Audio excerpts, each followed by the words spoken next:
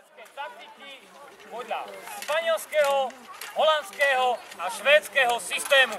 Preto poprosím svoje krídla zomknúť. Prvá sekcia zomknúť. Vysunúť na 2 kroky.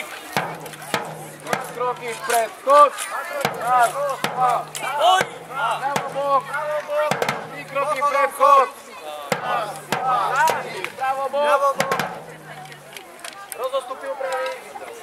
To, čo vidíte teraz, je korporál šaft. Je to 12 ľudí, 12 strelcov. V reálnej situácii by boli v 2 zástupoch, 6 radoch. Bohužiaľ, keby sme to postavili takto, streľba by mohla vyzerať komicky, pretože z 2 muškiet nemusí vystreliť ani jedna. To, čo si ukážeme teraz, na začiatku bude tzv. Španielský systém streľby. Už ste ho dnes raz videli. Je to ten systém, kedy vojaci po odpálení svojej zbrane odchádzajú pomedzi svojich partajníkov dozadu. Avšak na to si musia trochu zväčšiť rozostupy. Rozostupy upraviť. Výborne. Korporál šaftu velil seržant. Seržantová povinnosť bola riadiť streľbu. V podstate opakoval dokola 3 slova. Zamieriť, vystreliť, odchod. K tomu ako bonus, aby nevyznel ako úplný blbec, určoval palebnú čiaru. Tá sa mohla hýbať dopredu, dozadu, kam len chcel.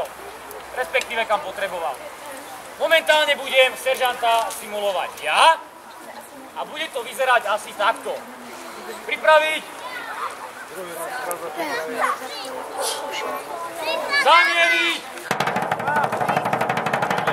Poradu. Určite teba dneska asi negraduje. Zabudnite na to, ešte niečo videli. Nikomu to hlavne nehovorte, potom to dostaneme nasmiate. Páliť! Odchod! Dostupy! Zamieriť! Páliť! Odchod! Zamieriť! Páliť!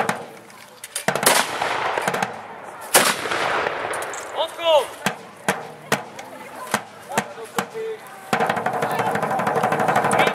Že by sme mali 6 radov.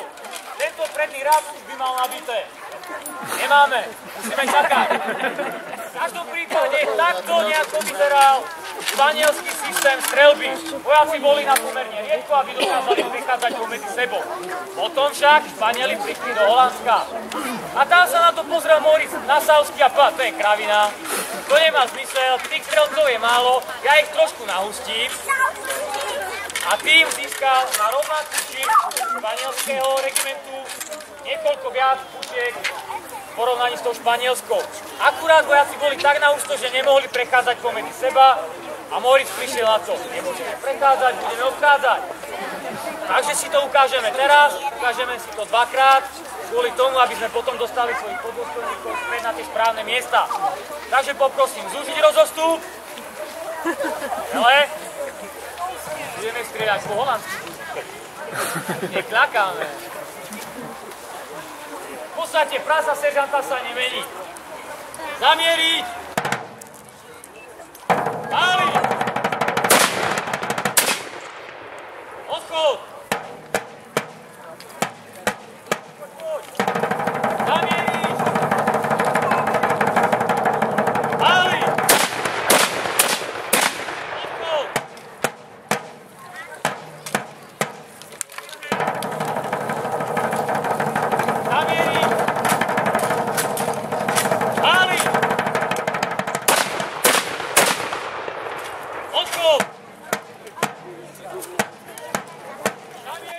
Bolia ťa uši. Páliť! Odchod!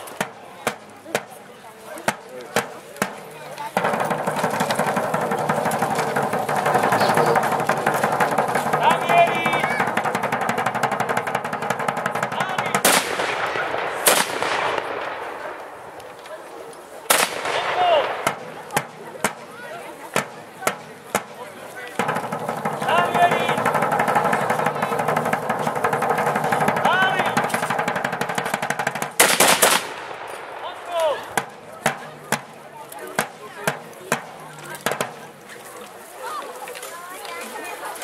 No a potom prišli Švédi. Španielov vytunili Holanďania. Holanďanov vytunili Švédi. A Švédi túto lineárnu taktiku palby doviedli do absolútnej dokonalosti tým, že zaviedli tzv. Švédsku salvu, ktorá sa strieľala v 3 radoch. Okrem nej samozrejme používali aj tie predchádzajúce systémy. Avšak táto paľba bola natoľko koncentrovaná a natoľko dôrazná, že dokázala zastaviť často priamy útok jazdy.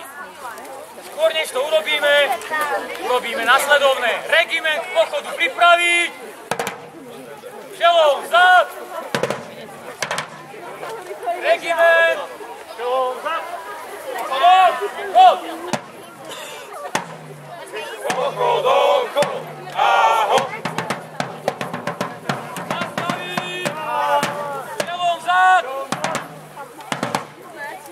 Švédská salva bude vyzerať nasledovne. Prvý rád si kľakne. Druhý rád.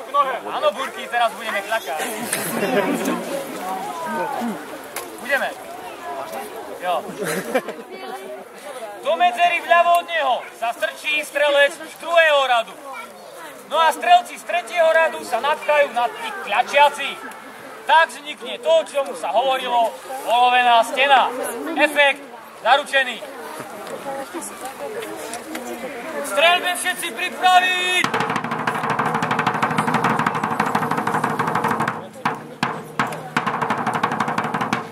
Streľba salvo! Všetci k boju! Raz, dva, tri, hej! Hlavy!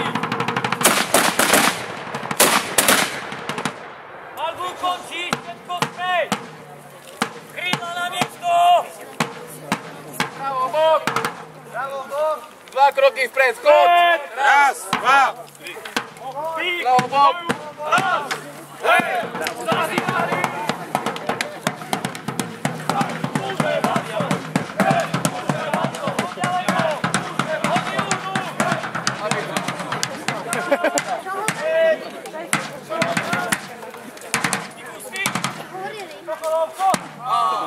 Prostup ju upraviť!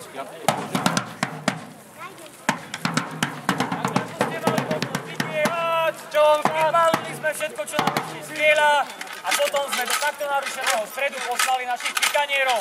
Bohužiaľ, stred je taký, no. Tak sme sa vrátili. Zatiaľ si chlapci nabijú a skúsime si ukázať jednu takú menšiu raritku, ktorá sa síce spomína v každej učebnici vojenských taktík z čas 17. storočia, avšak nikde nikto nezachytil, že by sa skutočne podarilo ju použiť priamo v boji. Ono totiž to na papieri funguje všetko, avšak keď máte líniu do 2,5 km kruhovou branu z toho nepostavíte. My to zmakneme, naša línia má tak 12 metrov. Kvôli tomu si však urobíme nasledovné. Krídla zomknúť, rozvinúť, pardon. Rozvinúť. Máme nabité? Výborne. Sekcia, jeden Teraz krok si pravo, predstavte, že sme tzv. Čo ja viem, moravský praporec Žliku. Sme poslední na bitke na Bielej hore, nepriateľ tam, tam je tiež. A tam, kde ste vy, je nepriateľ tiež. My samozrejme vieme, že sme v prdeli. Oni to vedia tiež. Ale my si skúsime, čo ja viem, aspoň trochu tak sebavedomia zachrániť.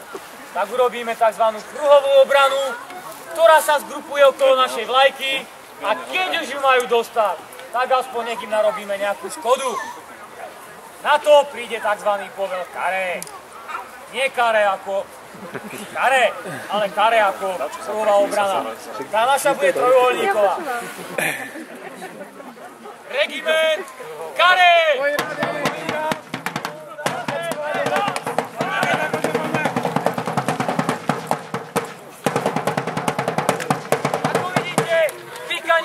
Sa bránia útoku jazdy odtiaľ. Aha, veď tam jeden je. Strelci bránia ten zvyšok. Ja som momentálne vonku, ale za normálnych okolností by som stal vedľa vlajky, vystrelil si jednu ránu z pištole a potom sa takto dôstojne vzdal. Oni by ma potom buď moji vykúpili, alebo by ma druhá strana preplatila a velil by som regimentu, ktorú by na budúce strieľal do zvyšku tohto. Mne sa tam momentálne nechce, ono je tam dosť tesno, avšak i napriek tomu nepriateľ je v dostrele a preto urobíme. Zamieriť! Páliť! Vystrelili sme si, čo sme mali. Na paloš! Na paloš! Odvodíme nepotrebné púšky, podstáme záhlavne a budeme sa brániť do posledného dychu. Pokiaľ má druhá strana rozum, vôbec ku nám nedôjde a bude strieľať a strieľať. Prípadne vystreliť z kanónu a ono sa to potom nejak podá. Regiment, späť!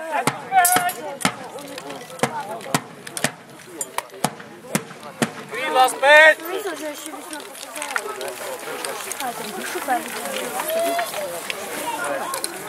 Regiment, pokusu pripraviť! Regiment, pred!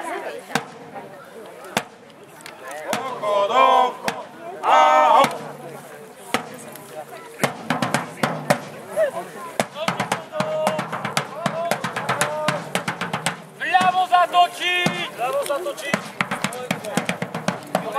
Pomaly! Zastaviť! Stáť! Ako vidíte, vieme ich zatáčať. Iba do jednej strany, ale to sa podá. Toto je tzv. Bojový tvar. Ten, ktorý sme vám neukázali, je tvar pochodový. Dajme tomu, že sme ten útok ustáli a ideme domov. Tak zavelíme regiment vľavo, tam rozložiť. Pikanieri, vľavo zatočiť. Vľavo zatočiť.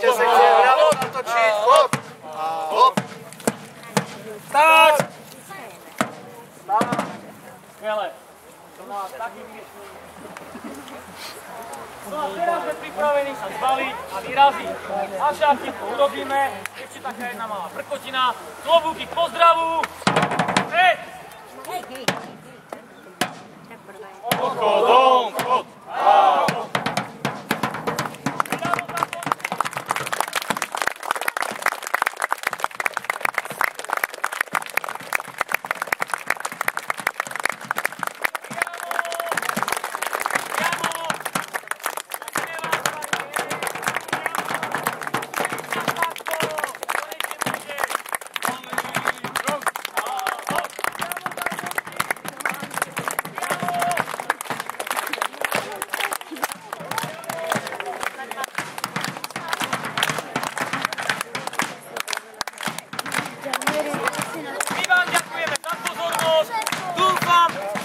Naša exkurzia do 17. storočia aspoň trošku páčila. Dúfam, že odchádzate aspoň trochu poučení a že sa vám nový film Traja mušketieri bude páčiť. Ďakujem.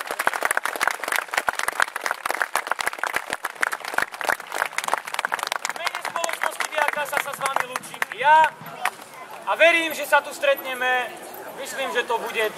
októbra na poslednom vystúpení Košického historického leta na jeseň, kde budeme predvádzať čosi podobné, avšak vrátime sa o 200 rokov späť a ukážeme si, ako to vyzeralo v Košiciach, keď sa tu mydlili Korvínovci, keď sa tu mydlili Bratríci a Iskrovci. Ďakujem a dovidenia.